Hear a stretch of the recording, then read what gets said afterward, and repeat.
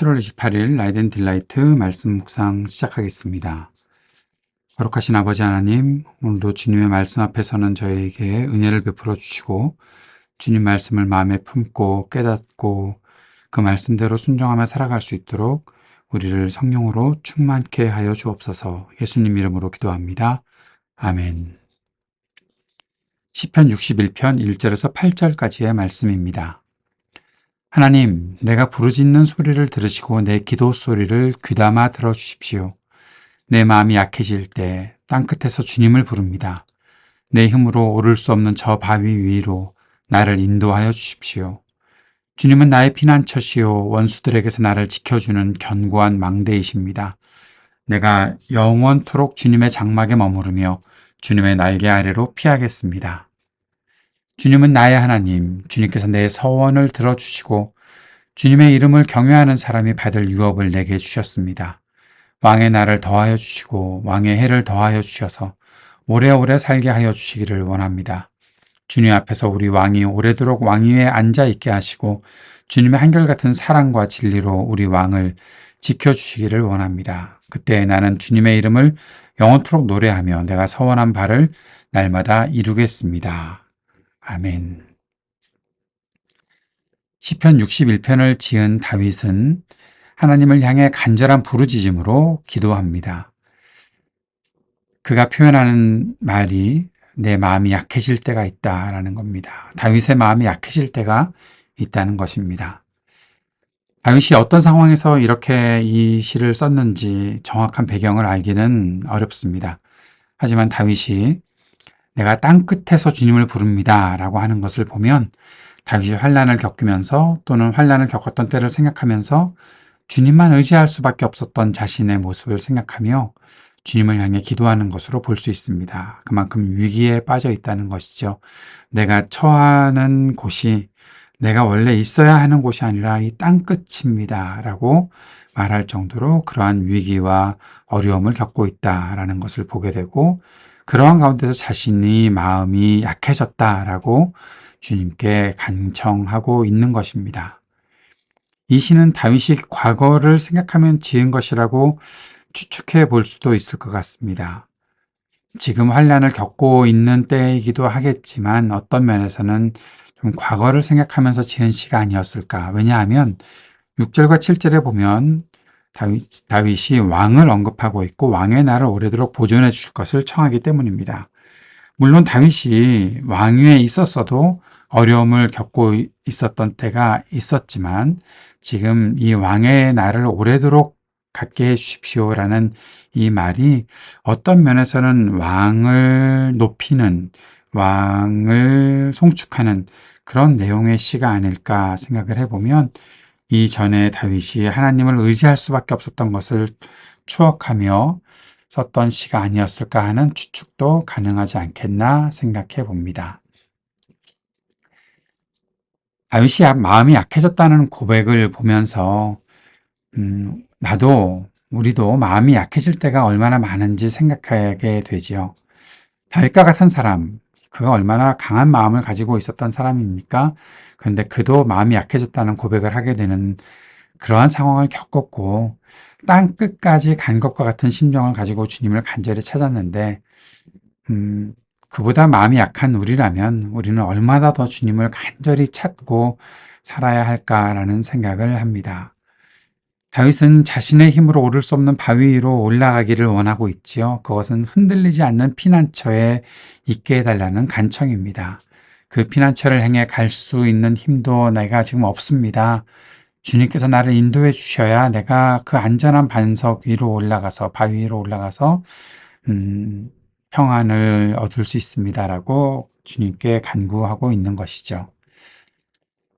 그리고 5절에서 다윗은 서원에 대한 말을 합니다. 마지막 8절에서도 서원이 나타나죠.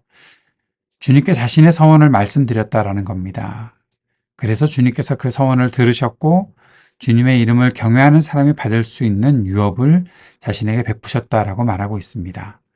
서원은 무엇입니까? 하나님께 내가 무엇인가 해드리겠습니다. 내가 이렇게 살겠습니다. 하는 약속이죠. 그렇게 할 때 보통 우리가 갖고 있는 서원은 이렇게 해드릴 테니 나에게 이런 것을 주십시오라는 서원일 텐데 그것은 거래이겠지요. 그러한 거래로 서원을 말한다면 그것은 얼마나 참 날팍한 그러한 우리의 모습인가라는 생각을 합니다. 근데 다윗이 그러한 서원을 했을까?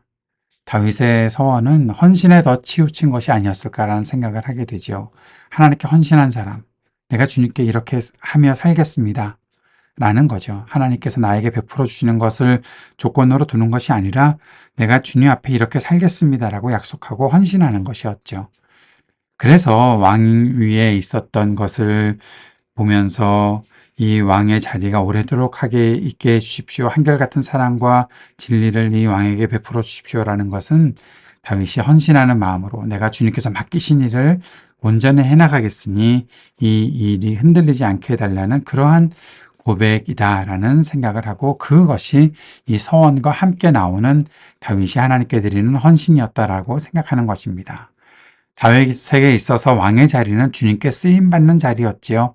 자신이 권력을 가지고 백성을 억압하는 자리라고 다윗이 생각했던 것은 없었습니다. 이 앞의 시에서도 다윗은 분명히 하나님 앞에 진실한 마음을 가지고 정의와 공정을 가지고 하나님 앞에 헌신하는 마음으로 왕의 역할을 감당했던 사람이었죠. 다윗은 왕의 자리에 앉은 사람에게 하나님께서 은혜 베푸시기를 간구하고 있습니다. 주님의 한결같은 사랑과 진리가 이 왕을 지켜주십시오. 왕이 주님의 뜻을 이루며 통치할 수 있기를 간구하며 주님께 기도했던 것입니다.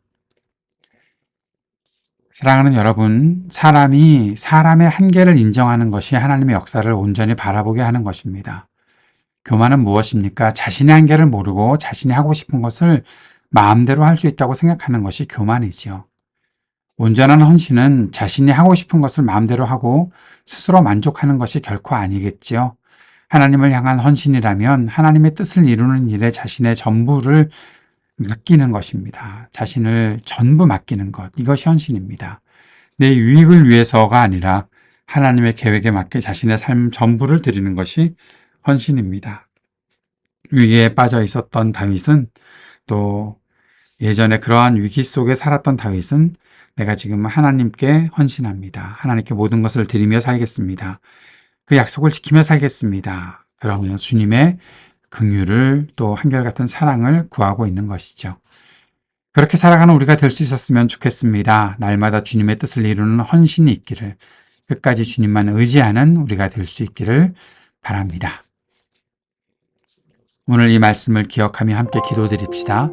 우리 자신의 부족함을 주님께 솔직하게 고백하며 내 힘으로 내가 피난처 찾아갈 수도 없습니다. 주님 나를 도와주십시오라고 간구하며 주님의 뜻을 주님께서 주시는 힘으로 이루며 살게 하소서 기도하는 시간 가졌으면 좋겠습니다. 하나님 나라 복음의 일에 헌신하며 쓰임받으며 살게 하소서. 이 땅의 모든 분열과 전쟁이 그치기를 위해 또 몸과 마음이 아픈 사람들을 위해 우리 삶의 터전에 희망이 있기를 위해 기도하고 청년들과 노인들, 소외된 이웃들을 위해 함께 기도합시다. 그리고 우리 교회를 위해 주님께 기도하는 시간 갖도록 하겠습니다.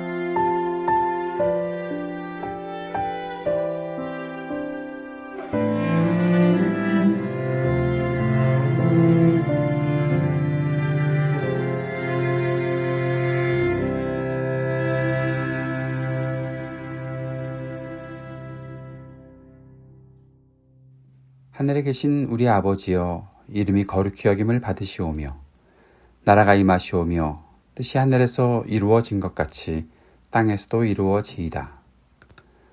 오늘 우리에게 일용할 양식을 주시옵고 우리가 우리에게 죄 지은 자를 사하여 준 것 같이 우리의 죄를 사하여 주시옵고 우리를 시험에 들게 하지 마시옵고 다만 악에서 구하시옵소서. 나라와 권세와 영광이 아버지께 영원히 있사옵나이다. 아멘.